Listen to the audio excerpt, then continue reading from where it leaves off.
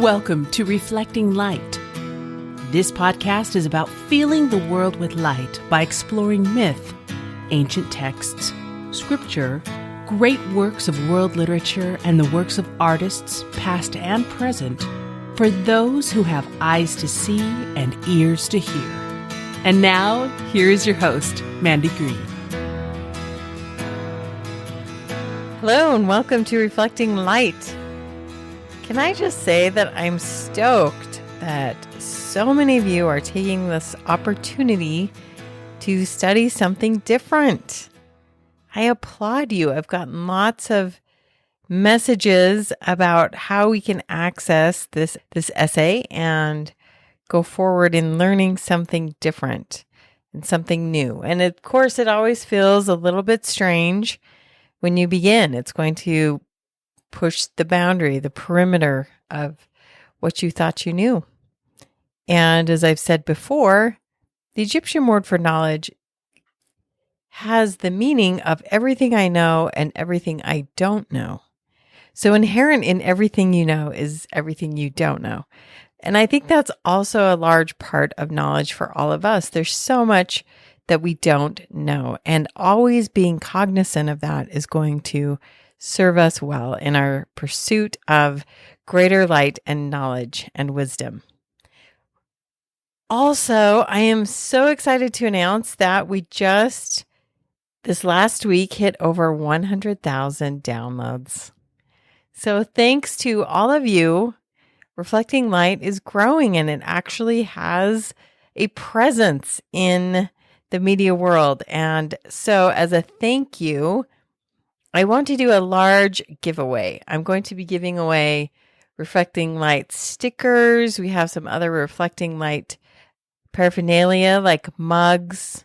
We also are going to be giving away, I have a Thread Cotopaxi wallet that says do good, because I love that messaging. And also, by Easter, we should be getting the book, The Hymn of the Pearl. It's an illustrated book that Lori Nielsen Driggs wrote. Props to Lori. And Melissa Shikamba Boggs illustrated. And I wrote the essay that goes in the back. Kind of like a little mini Treasures in the Heavens, right? Explaining why this essay and this text and this book matters. So we will be giving away copies of that brand new book as well. And I will have Lori and Melissa both on the podcast to talk about the text and what it means to them and how this all came about. So lots of wonderful treats on the giveaway. I'm also giving away 5 subscriptions to the Come Follow Me class for free and other classes for free. So at least one of each class for those who want to enter. How do I enter, you ask? Well, there is a link on the show notes. Now, I realized as I was doing this, I brought the website for Reflecting Light. So reflectinglight.org will lead you to my website, which is mandybgreen.com.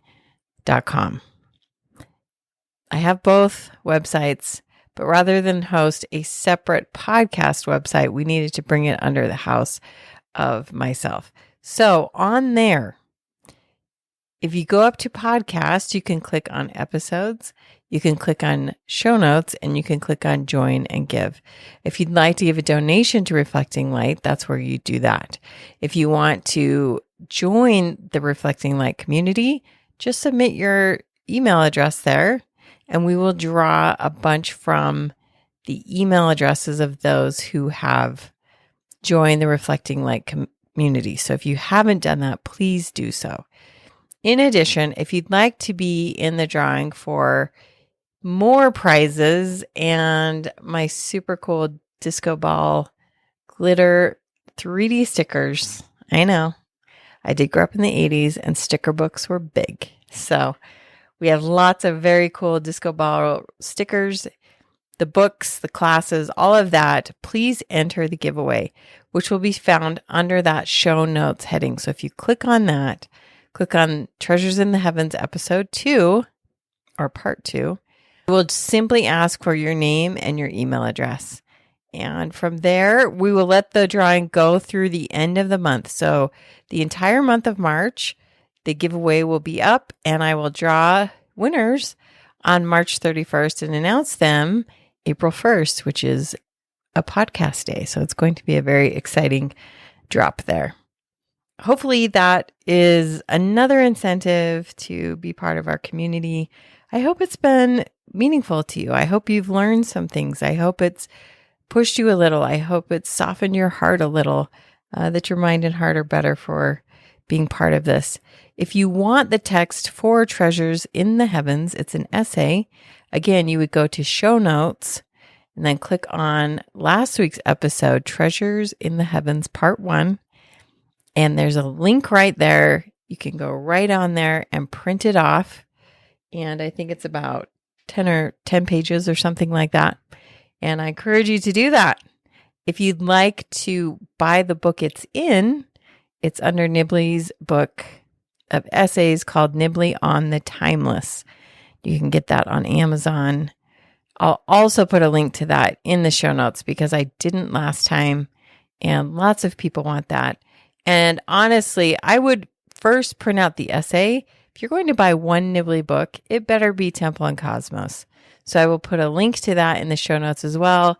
And if we're having such a good time with Treasures in the Heavens, I would love to go into Temple and Cosmos, his very first essay, What is a Temple? Oh my goodness, we could have such an amazing adventure reading through that essay. It's a very rich essay. So those are all the great things that are happening as of March 4th.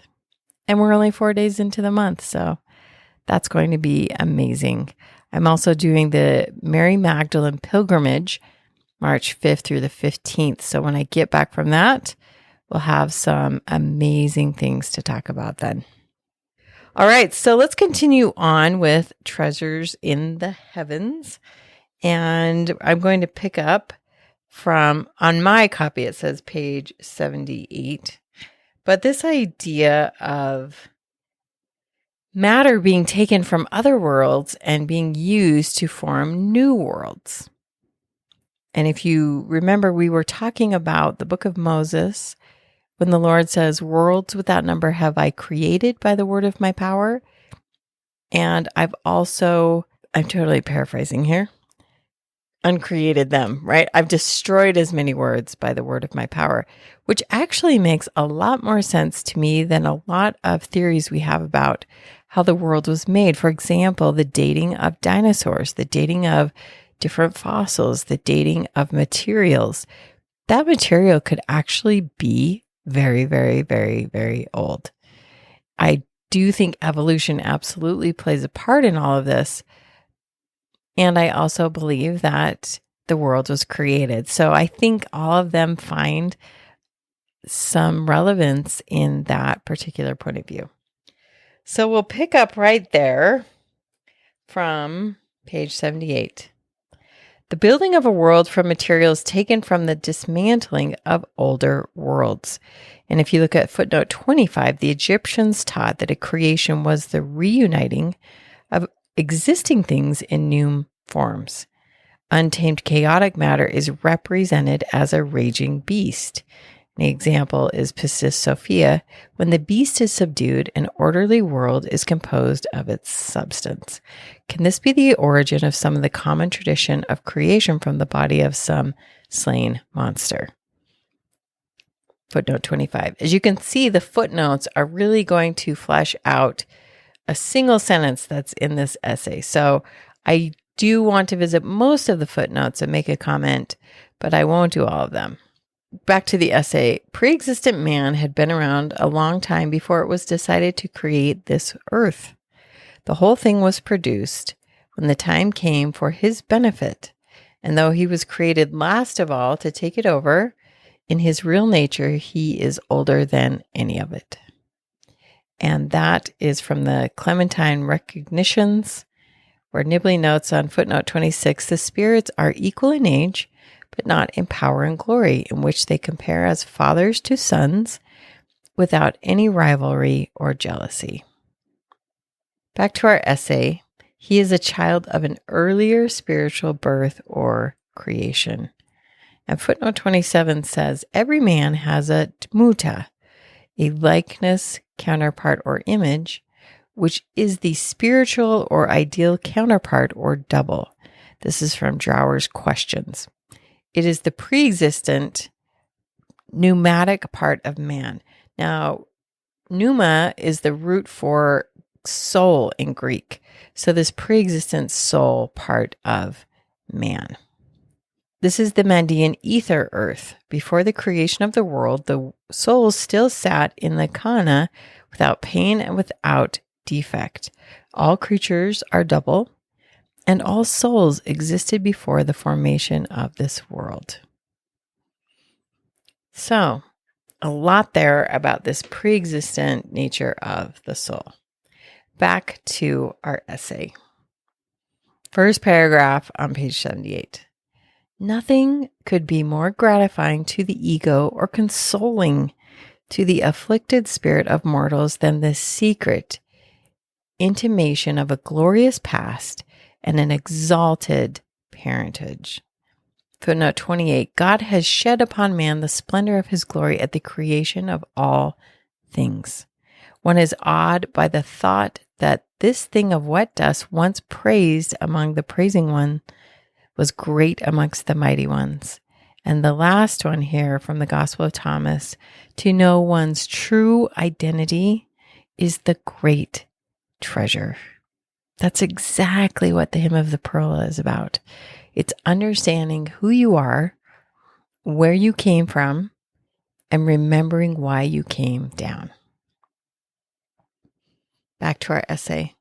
The exciting foster parent illusion was exploited by the Gnostics for all it was worth, but the idea was no invention of theirs.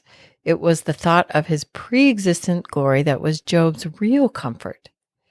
Where wast thou when I laid the foundations of the earth, when the morning stars sang together and all the sons of God shouted for joy is not a rhetorical question.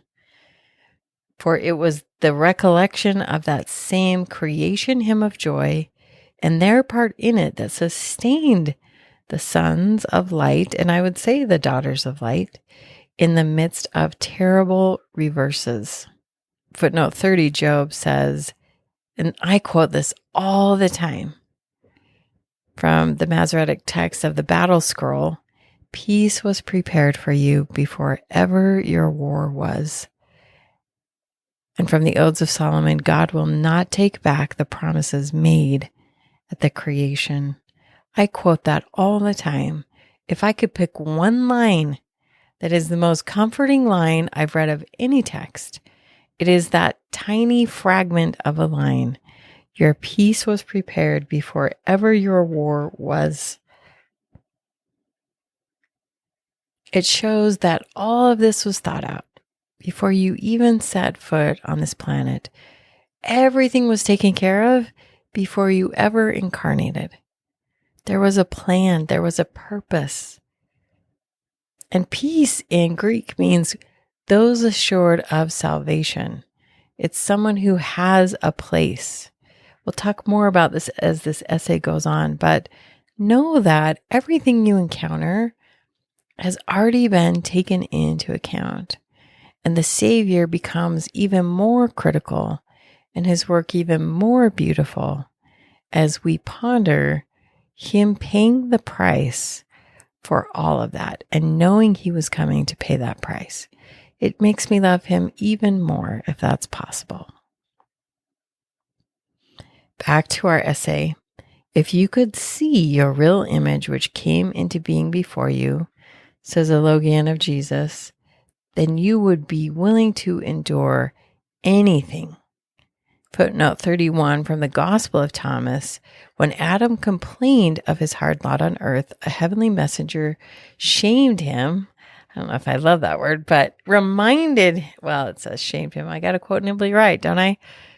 Shamed him by reminding him of the throne awaiting him in heaven. And from the Apocryphon of John and the Ginza, endure much, then you will soon see your treasure. So these are some clues about what the treasure is. What is the treasure? Treasure is in the heavens. That's why we're reading this essay. Your identity, your mission, and that there's something in the heavens that it's maintained there for you. And I love that. When I complain of things on earth, the angel is there to say, you are crazy. There's a lot at stake here if you would just keep your head down and go after it. Totally paraphrasing. You know how that goes. All right, continuing on. The author of the Thanksgiving hymn is simply drunk with the idea of his own pre-existent glory. Such glory, according to the Johannine writings, belongs not only to the Lord, but to all who follow him. Now, footnote 33 has a very important message to it. It reads, those who will go to heaven are they who came from there in the first place.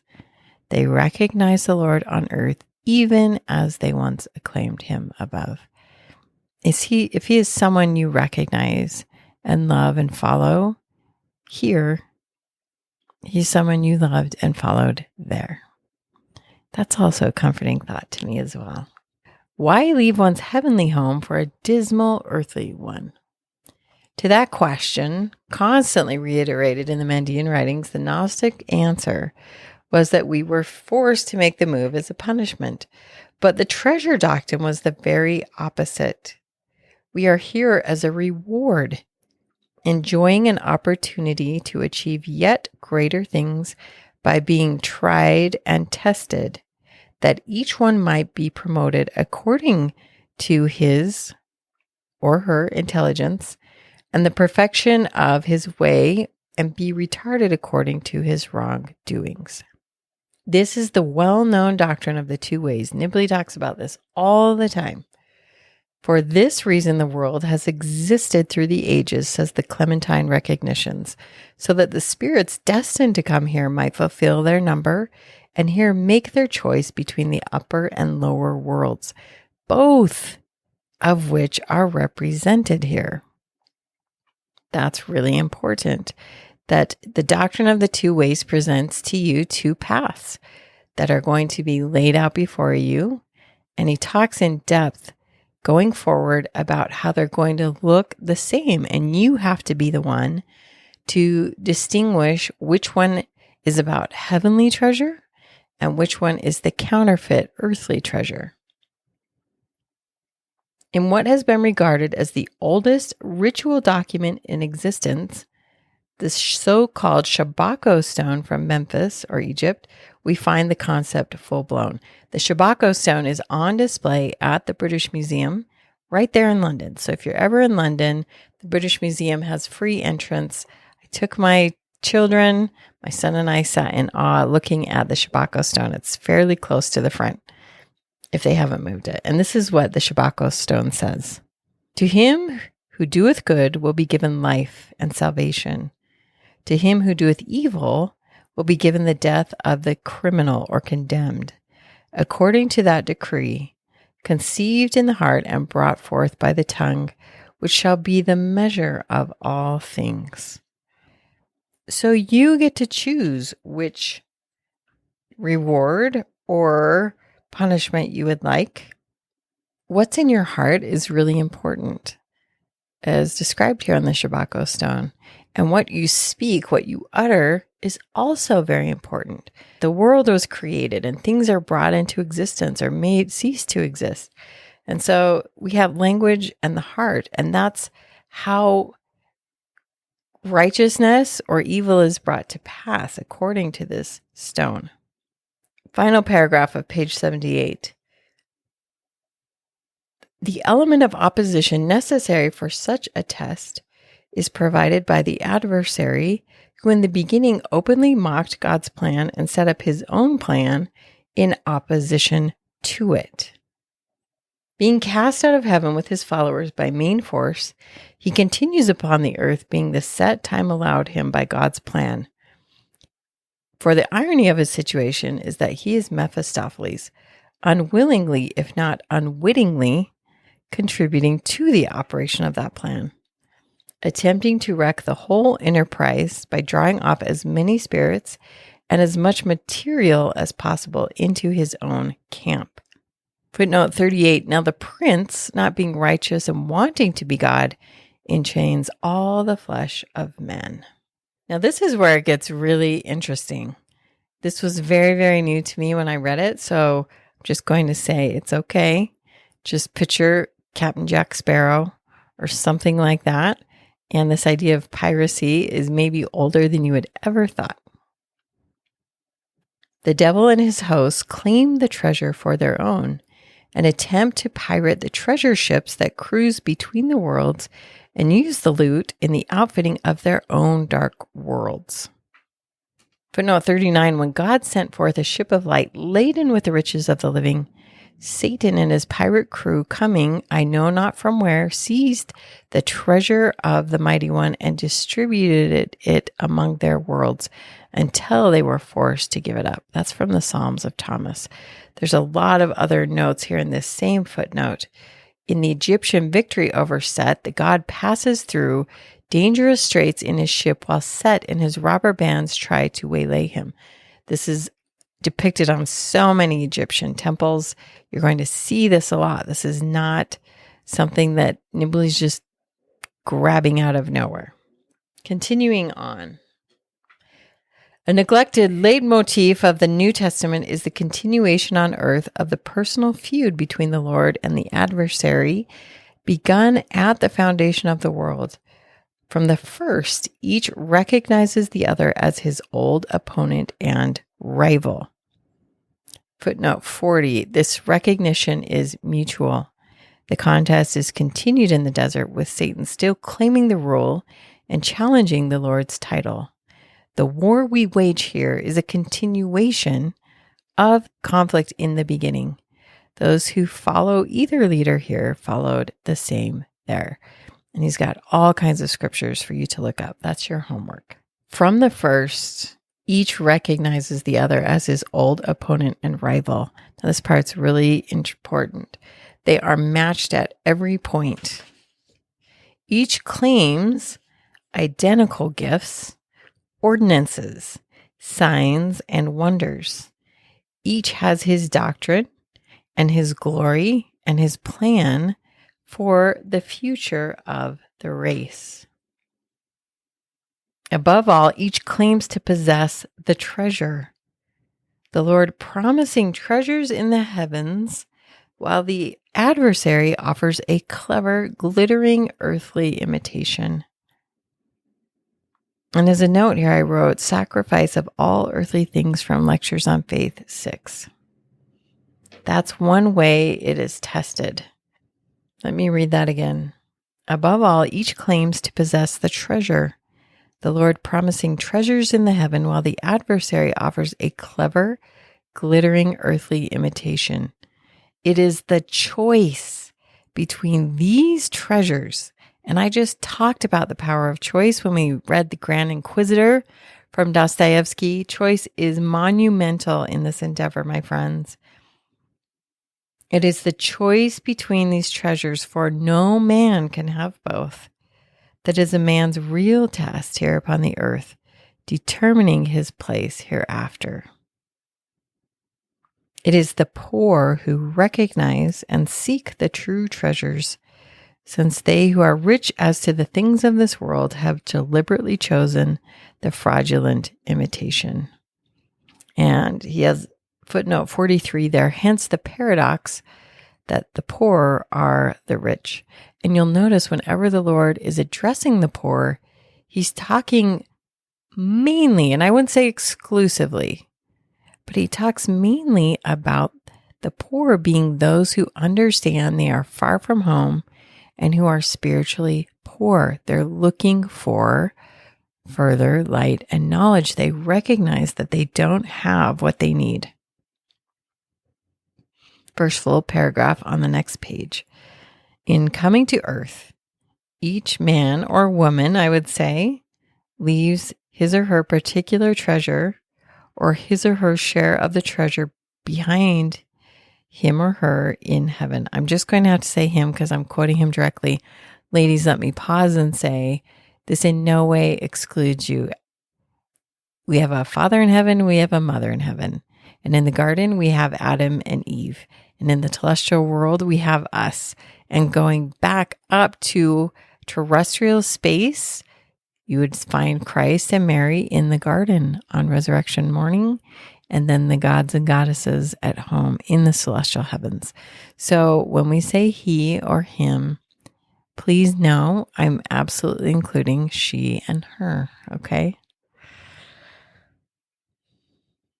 The share of the treasure behind in heaven safely kept in trust, quote, under God's throne, awaiting his return. Footnote 44 says, treasures now prepared and awaiting the righteous on the other side can be claimed only by meeting certain stipulations. All treasures are held in trust, dedicated, and will be handed over when the time comes. The righteous, without fear, leave this world because they have with God a store of works preserved in treasury. Whatever part of the treasure we enjoy on earth is not ours, but only has been entrusted to our keeping. On the treasury of good works, as an old Oriental doctrine, one's good works will lead to future rewards and recompenses, says Ignatius. This is the theme of the pearl. Oh yeah, let's go. Here it is right here. One has here below the opportunity of enhancing one's treasure in heaven by meritorious actions, and also the risk of losing it entirely by neglecting it in the search for earthly treasure. Footnote 45 there says, the rich man is welcome to his treasures on earth, but cannot claim treasures in heaven. It is a Jewish, Christian, and Mandaean tradition that early treasures are laid up in God's treasure house. If a righteous one strays, his treasure will be taken from him. So there is a real risk in being here. There is a real problem with coming down and risking that treasure. The Savior's treasure was the most abundant of anyone, of any of our parents' children. And when I read the Greek New Testament, it says his soul was at stake. It wasn't just his body. It wasn't just his spirit. It was all of it. He put it all on the line on our behalf. Again, if anything helps you get a greater appreciation for his love, his sacrifice for you, I hope this essay will kind of break open some space there. Back to our essay. Hence, the passionate appeals to men to remember their tremendous stake on the other side and to not to defraud themselves of the glory that awaits them by seeking the things of this world. To make the treasure test a fair one, the two treasures are placed before us on equal footing. The doctrine of the two ways, their two natures being mingled in exactly equal portions in every human being. Well, that's why it's so hard. There's the test. To neutralize what would otherwise be the overpowering appeal of the heavenly treasure, the memory of its former glories has to be erased from the mind of man, which is thus in a state of equilibrium, enjoying by the ancient law of liberty complete freedom to choose whatever it will. I think it's Terrell Givens who writes in his book about angels that before you're sent to earth, and this is an older text he's quoting, that you look down and see what's down there, and you look back up in terror, and the angel presses his or her finger to your lips and shoves you off down to the world. And that's why you have that divot in the top of your upper lip. So, I don't know if they're swearing in heaven, but I would imagine it's like, holy, I don't know about this. So they have to be given equal footing. They have to be given equal ground, and they are mixed in equal proportions in your own makeup. In this state, whatever choice is made represents the true heart and mind of the one who makes it. That is so important that we know in our heart and in our mind, and it's both of them together. What conditions the elect to make the right choice is no unfair advantage of instruction, for all men are aware of the issues involved, but a besetting nostalgia, a constant, vague yearning for one's distant treasure and happy heavenly home. I have felt this poignantly at times in my life. This echo of something more, this thing that your heart knows that you can't uncover, but you know it's there. I've said this before, but I think the reason we gravitate toward fairy tales is that we've seen them before. They're familiar to our hearts and our minds and our souls. We've seen great love. We've seen heroic deeds. We've seen battle. We've seen all of it. This besetting nostalgia, a constant, vague yearning for one's distant treasure and happy heavenly home. This theme, akin to the Platonic doctrine of anamnesis, runs through all the Apocrypha and scriptures. It is beautifully expressed in the Hymn of the Pearl from the Acts of Thomas.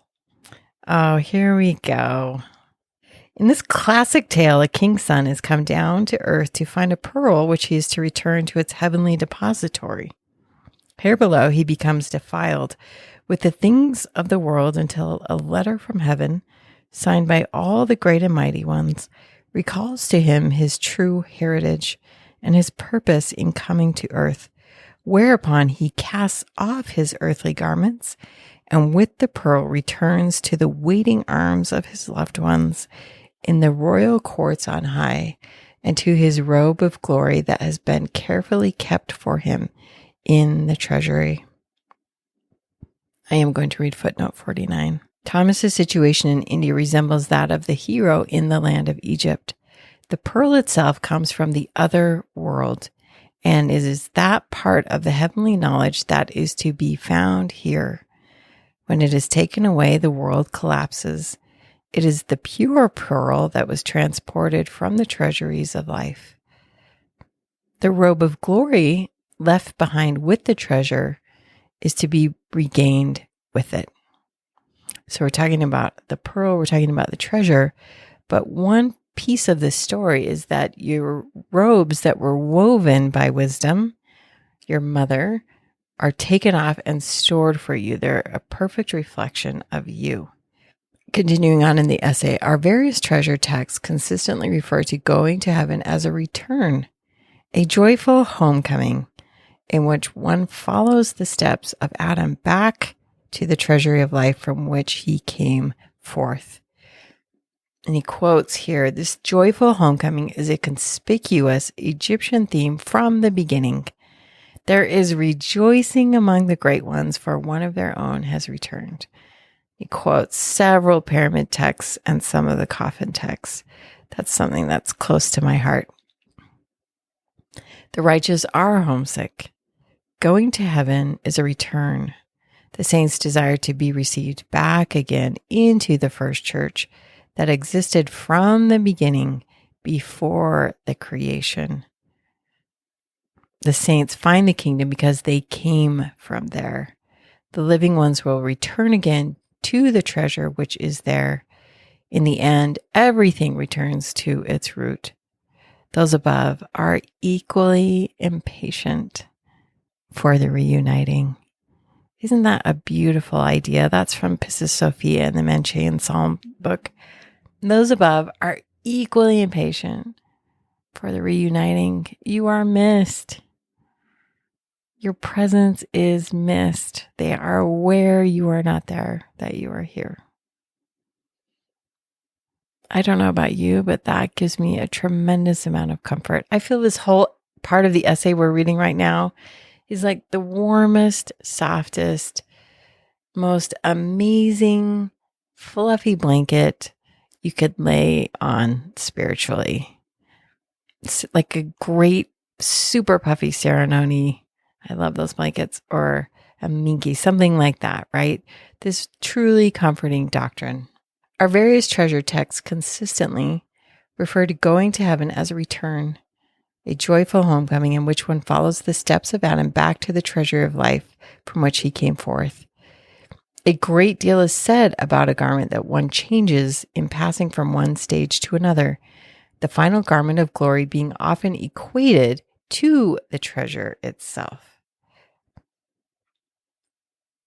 The garment introduces us to the very important ritual aspect of the treasure story, for it is generally understood that one can return to one's heavenly treasure only by careful observance of certain rites and ordinances, which provide the means both of receiving instruction and demonstrating obedience. Footnote 51 says, in reclaiming its treasure, the spirit becomes what it was before removing its garment. The garment is the treasure for both men and angels. The garment of Adam and Eve was like the treasure of life. It is a protection for the righteous that the evil ones try to seize and possess. And footnote 52 says the garment represents ritual in general. So if you are aware of ritual and ordinances and robes and garments and endowments, really to be clothed, enduo is the Greek word, and it means to be clothed. There's a lot of temple themes going on here as well. If you feel prompted to explore that, I would say go for it. In the Mandean economy, the ordinances are the treasure. The knowledge, listen to how they define this, the knowledge of the proper procedures being the very knowledge by which the elements are controlled and the spirit of man is exalted. And I love this footnote here, 53. The ordinances are the treasures that transcend the world. That's why they're so odd. That's why they're so different, because they come from heaven. They're very, very ancient. They are full of symbolism and heavenly light. It's like stardust that's trying to light your way. And that's why it's not something that's just going to be an easy thing for us to understand unless you're trying to understand it in a heavenly context. And I love this word here. Ginza means a treasure, mystery, sacrament, what is hidden and precious. As guardian of these secrets and mysteries, the eldest son is called the treasurer. The eldest are they who observe the ordinances secretly in this world, and their highest duty is to transmit and explain these rites to their children. That's a powerful footnote. Treasure, mystery, sacrament. And remember, mystery is something for the initiated. The other sectaries are hardly less concerned with ordinances. However, the paradox of Qumran being that a society which fled from the rites of the temple at Jerusalem should become completely engrossed in yet more rites and ordinances once it was in the desert. It's an interesting thing to note. But footnote 54, the temple with its rites is the earthly counterpart of the heavenly treasury. Since the creation, the ordinances have been essential to God's plan. And the return of the temple is the return of the heavenly order. Well, we will stop there. That's 2 full pages. There's been plenty that we have discussed, but I hope you're starting to see this greater, bigger picture.